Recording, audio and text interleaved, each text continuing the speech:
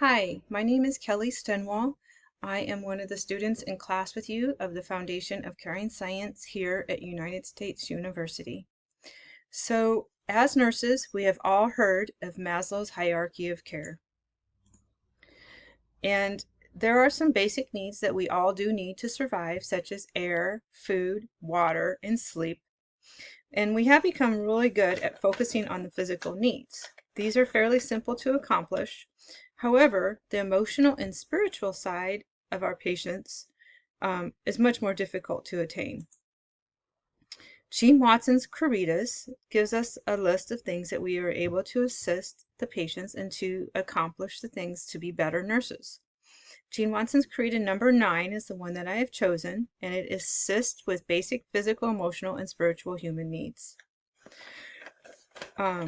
I believe that with every human encounter, we have an opportunity to assist with all of these.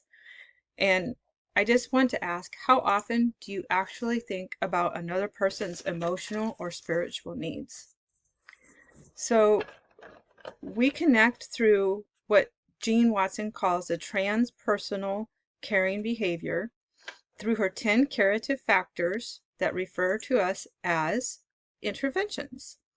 And this involves the transpersonal caring that is demonstrated as an event or any occurring, or or a caring occasion. So I want you guys to remember that as nurses, when we enter into an environment, this is your opportunity to give life-giving and receiving for self of others. So this is part of your transpersonal caring. That is just demonstrated every time you have an interaction with another person. And the moment that we enter into their world, this is your opportunity.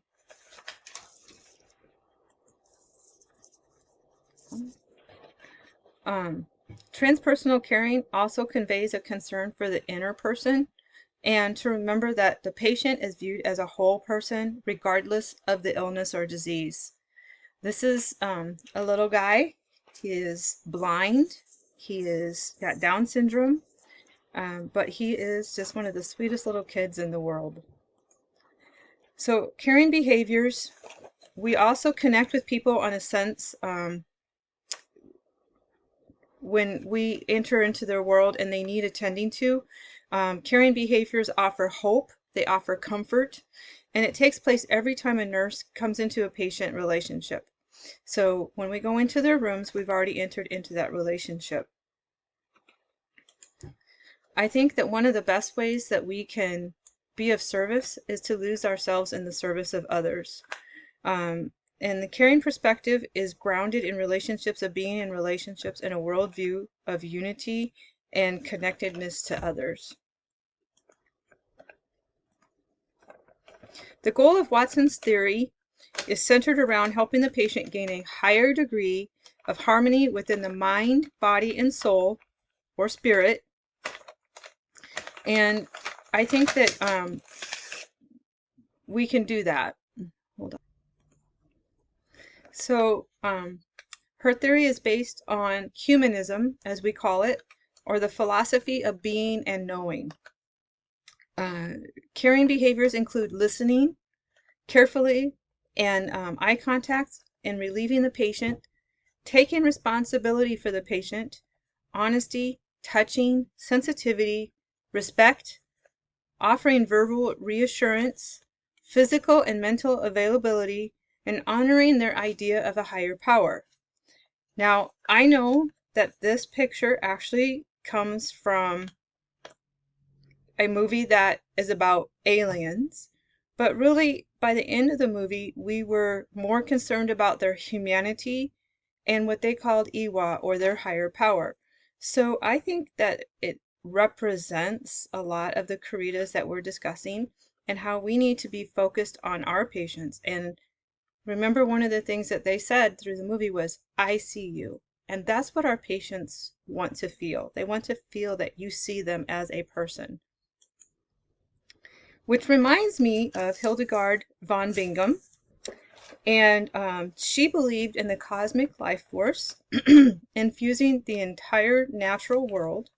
And she believed in the divine. She also said that we are all male and female, that we just simply represent a physical form here in this world. And this was well before Jean Watson or even before Florence Nightingale. She practiced focusing on the causes and the cares of each individual person, and she discussed the collectiveness, the same as Jean Watson is about the collectiveness of us and interconnectivity. She said that we are all mind, body, and spirit of the human earth, of the human, the earth, and the universe, and that we're all connected to each other. She said that if we hurt one of us, we hurt all of us because we are all connected. And we are a physical body, and this is what this demonstrates. We are a physical body within our spiritual body. And it kind of follows along with even what Buddha emphasized with our self-reflections, and that if we need to take a path of moderation and wisdom. So Buddha also focused on that. So, which brings us into our meditations. So meditation is one way that I do help myself to find my inner peace.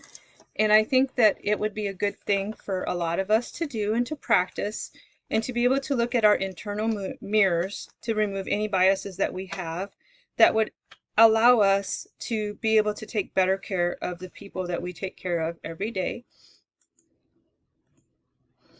And the patient wants you to look beyond their physical self.